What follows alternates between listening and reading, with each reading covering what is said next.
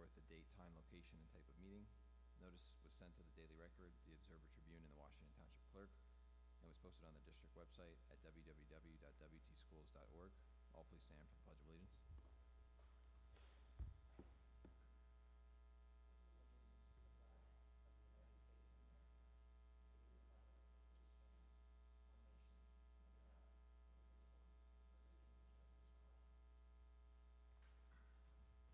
I'd like to make a motion to enter executive session, discuss a personnel matter. Second. All in favor? Aye. We'll be in exec session for approximately 30 minutes, and no action will be taken.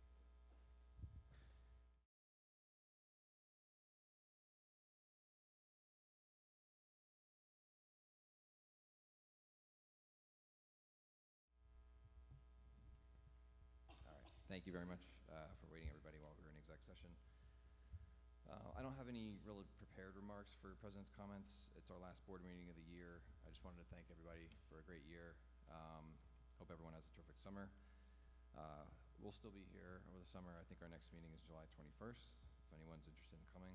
I think Rob has some updates on the referendum projects that I'll cover. There's nothing else from my end, though, so I'll turn it over to Superintendent Lynn.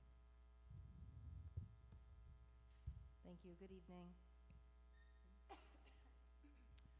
In accordance with New Jersey's Anti-Bullying Bill of Rights Act, the results of HIB-related investigations as conducted by designated school personnel will be reported to the Board of Education no later than the date of the regularly scheduled Board of Education meeting following the completion of an investigation.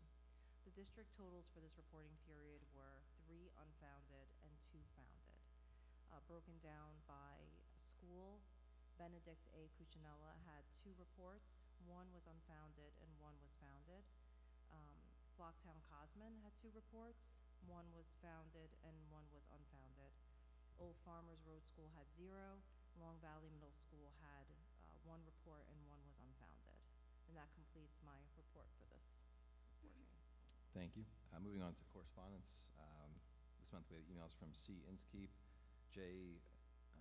Acheta, M. Cabello, C. Maragon, K. McGrath, N. Bonanno, D. Reeves, L.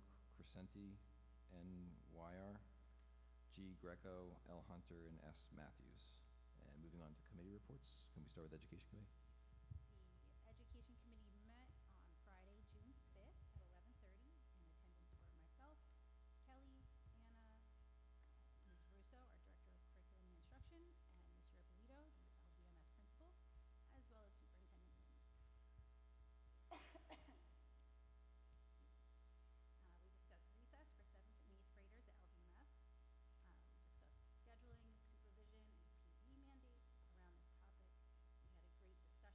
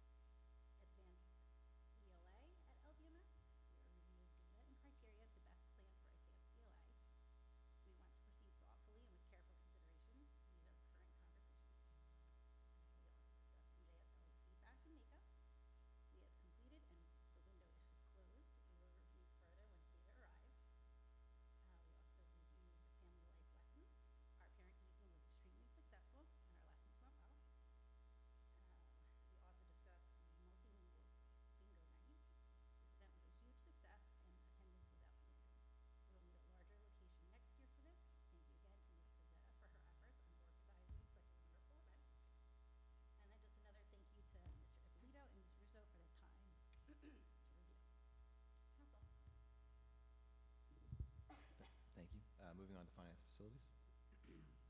The Finance and Facilities Committee met on June 1st. Jess, John, Mike, Antonella, Katie, Stephanie, and I attended. We began with an updated presentation on security cameras across the district from Dr. Gately.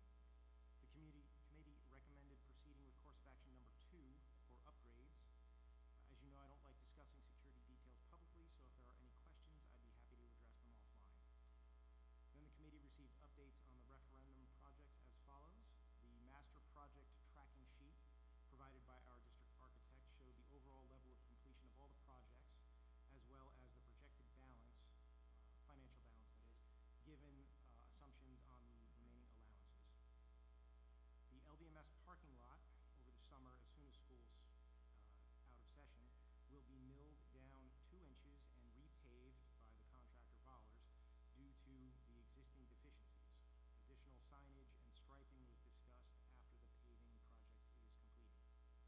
The LVMS sports courts will move forward with Harrington as the contractor after we rescind the award we previously made to Murray due to Murray's current legal difficulties. This is reflected in items 23 and 24 on tonight's agenda. The Old Farmers loading dock and sidewalk projects are proceeding according to plan. And thankfully, due to some of the projected referendum surplus, we will be able to add HVAC at Flocktown and the LBMS library, which was previously out of scope as part of the referendum. JCP&L tentatively scheduled the transformer installation at Cuccinella during the week of June 22nd, and we're awaiting final confirmation of that date. And there are a number of other smaller punch list items across the district, things like curb repairs, etc. Next, the committee discussed the traditional year-end transfer resolution, which is item number 26 on tonight's agenda, and we'll discuss the detailed numbers at the next Finance Committee meeting. Then the committee reviewed proposed changes to the non-resident tuition policy, which will limit the district's downside risk, but the language still needs to be reviewed by our attorney. The committee received an update on a health insurance matter that can't be discussed publicly, but again, if there are any questions, I'd be happy to answer them offline.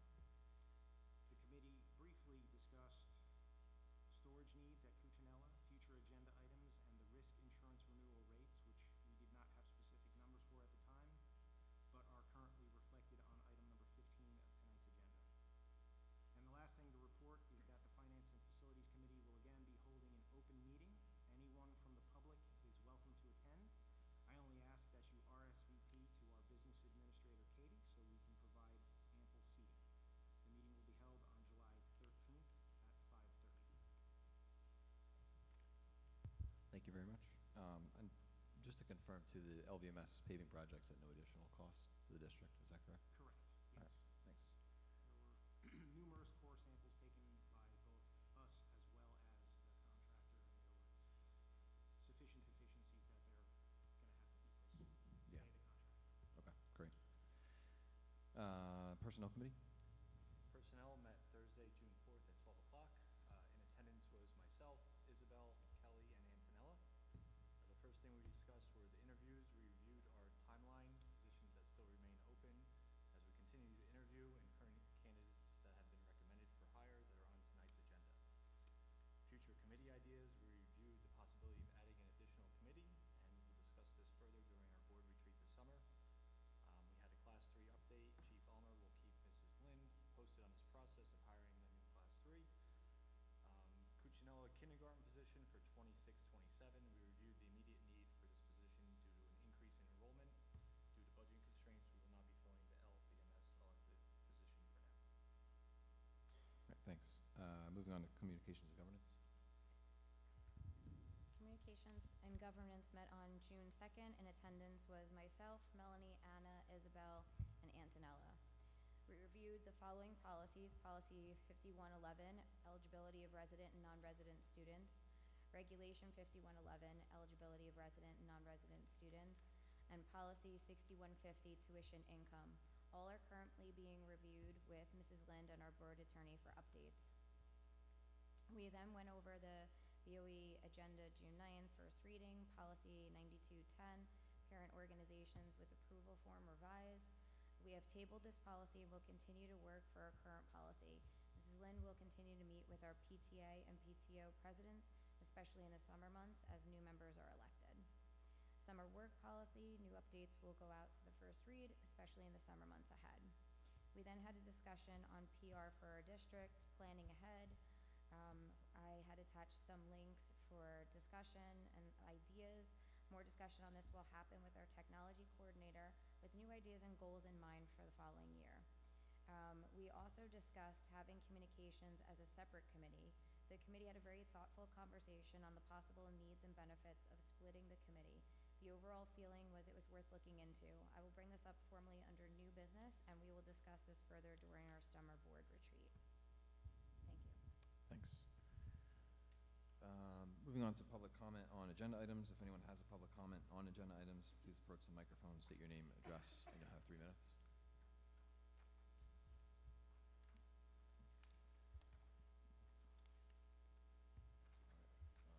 Moving on to approval of minutes. Making a motion to approve the May 12th executive session meeting minutes. Second? All in favor? Aye. Any abstentions? Okay. Making a motion to approve the May 12th regular meeting minutes. All in favor?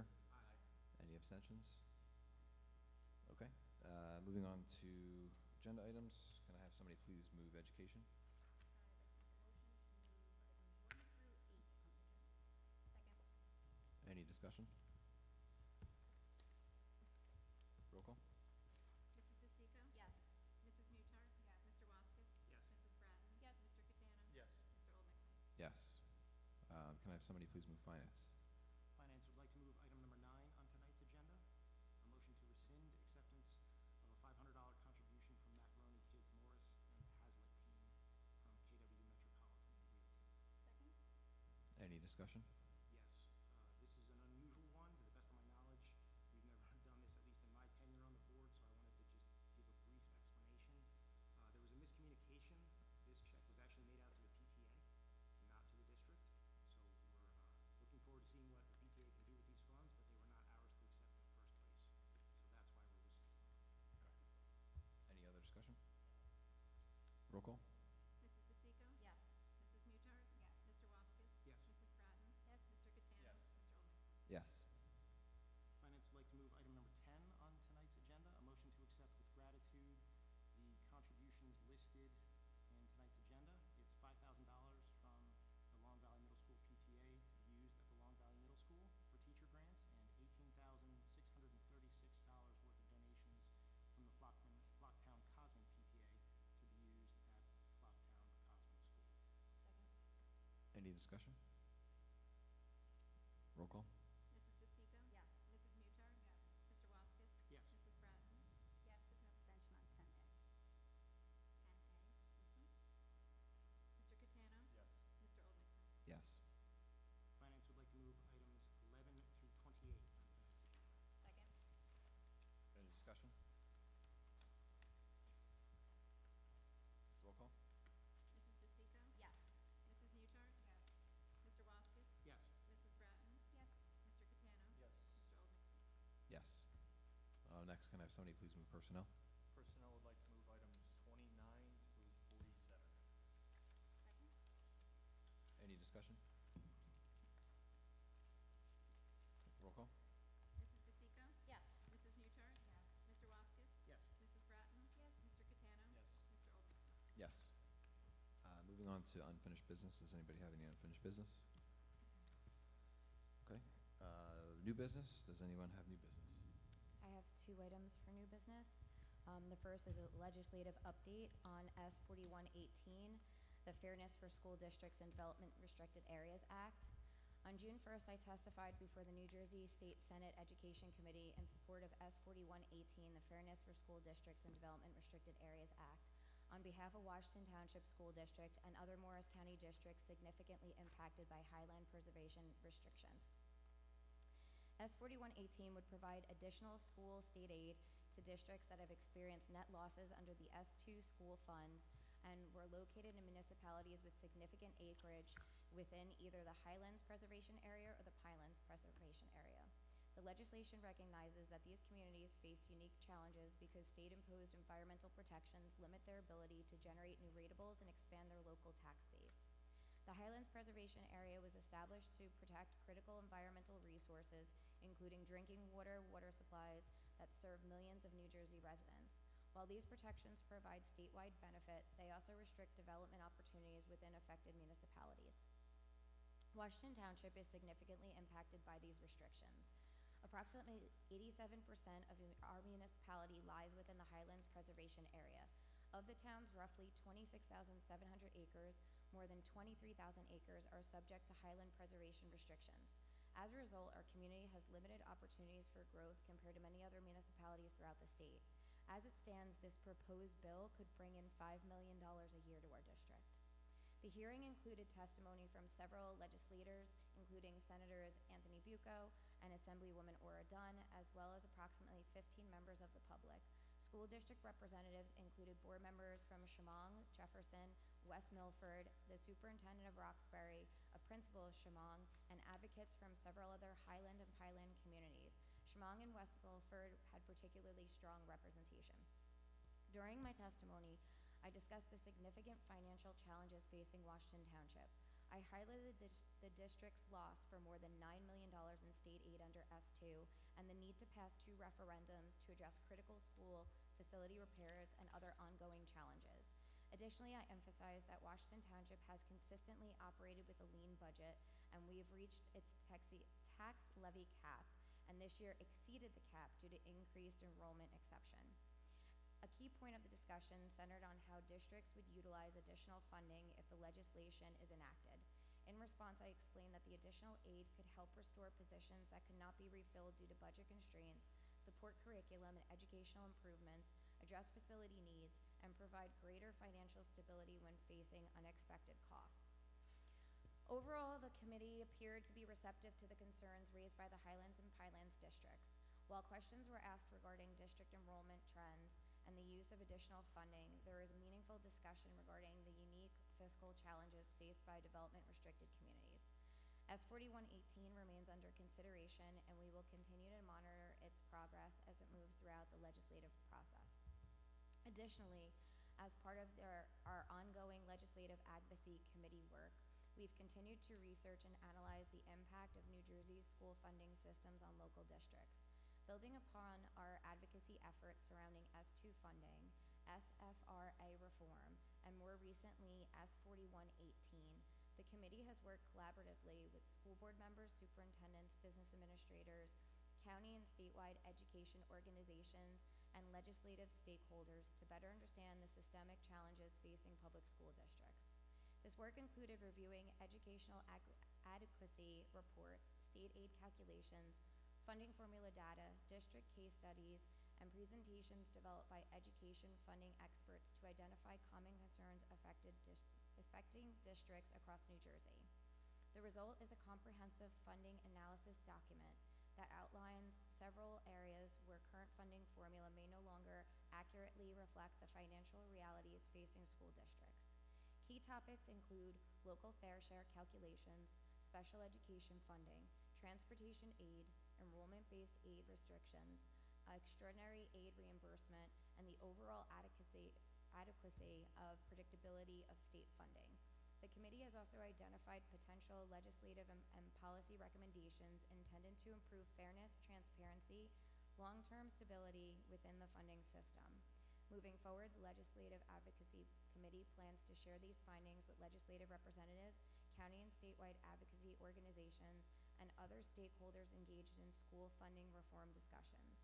Our objective is to provide lawmakers with a clear, data-driven assessment of the challenges districts face and to advocate for thoughtful changes that will better align state funding with actual educational costs and local community realities. This effort reflects the committee's ongoing commitment to ensuring that all districts across New Jersey have the resources necessary to provide students with a thorough and efficient education guaranteed under our state's constitution. The second one is much shorter.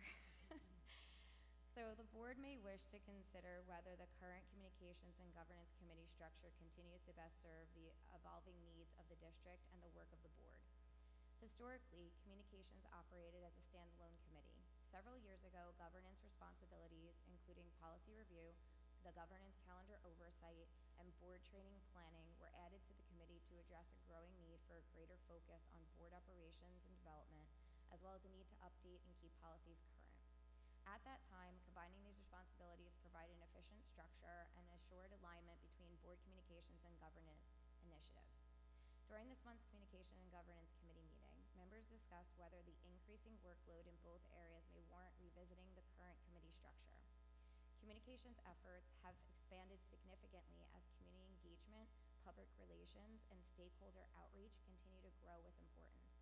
At that time, the governance responsibilities related to policy development, board training, strategic planning, and governance best practices have become increasingly demanding. As a result, the committee discussed the potential benefits of reestablishing separate communications and governance committees similar to the structure utilized by many other school districts. The consensus of the committee was that there may be a genuine need to divide these responsibilities in order to better manage the growing workload in each area. Additionally, creating these two separate committees could provide board members with a greater flexibility to participate in discussions of interest on other committees without creating quorum concerns. This approach could promote broader board engagement while allowing both communications and governance initiatives to receive the focus and attention they require. Given the potential impact on board operations, it's recommended that the topic be included as a discussion item during the board retreat. This would provide an opportunity to review the advantages and challenges of both models, examine committee structures utilized by comparable districts, and review examples of bylaws and committee charges that support a separate communication and governance framework. Such a discussion would allow the board to thoughtfully evaluate whether a revised committee structure would be better supported in its goals, responsibilities, and long-term effectiveness. Thank you. Thank you. On your first new business, I know you had shared the testimony with Antonella and I thought it was very well put, and thanks for going on such short notice. The second topic on the committees, I mean, I think it's a fair point to put it on as a topic of discussion for the retreat, but I'm open if anybody else has any comments on that. And I'm very much in support of it. I do think there's a need to have a committee focused on communications. We do so much that's positive that doesn't necessarily always make it out there. And then there's a lot of messaging that maybe we don't always get right. That would be helpful for us to be able to kind of bounce around the feedback on the best way to get information out to families and the community. So I think it's doable, and it could also, controversially, probably help build some trust amongst the board a little bit. If there's openings in spots, we can talk about the committee. Might help us work a little better together. I'm not saying that we don't work well together, but I think it's an opportunity there to grow. Okay. I'd have to do some research on other school districts to see. I mean, I know we've, as far as I've been, on the board and everything, we've always had the 4 committees, but I'm assuming other districts have 5 committees. That And they're also managed with different. 4, Some have 9.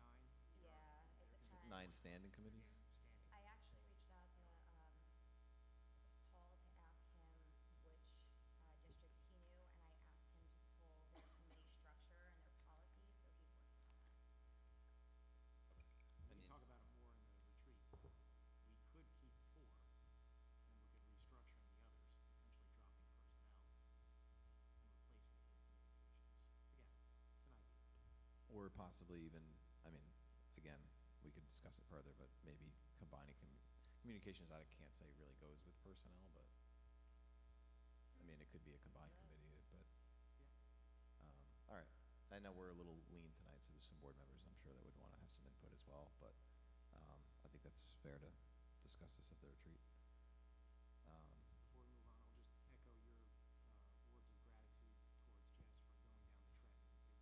You said short notice. It was, what was it, 2 or 3 days? We got an email on Friday, like 4:30, and for Monday morning, You drove so. down there Monday morning, yeah. so that was appreciated. Because, hey, taking a crack at getting $5 million for the district, I'm glad somebody was down there speaking on our behalf, so thank you. Yeah. Is there any other new business? Moving on to public comment. This is public comment on all items. Please approach the microphone, state your name, address, and you'll have 3 minutes.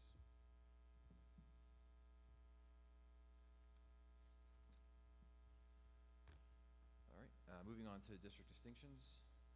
Curriculum, NJSLA testing is now complete, and it was a tremendous success. thanks to the hard work and dedication of all of our students, staff, and families. The gifted and talented students in grades 3 through 5 concluded their showcase evenings with great pride and accomplishment, proudly sharing their creativity, hard work, and achievements with families and staff. Thank you, Mrs. Castanella and Mrs. Doshert, for your dedication. Special education, the district received the highest determination category available from the New Jersey Department of Education designation from the New Jersey Department of Education, while maintaining strong and inclusive practices, accurate state reporting, timely fiscal management, and compliance with federal special education mandates. The Washington Township School District Special Services Department continues to expand opportunities for students with disabilities through its comprehensive extended school year program. For summer 2026, the district is preparing to serve approximately 70 students across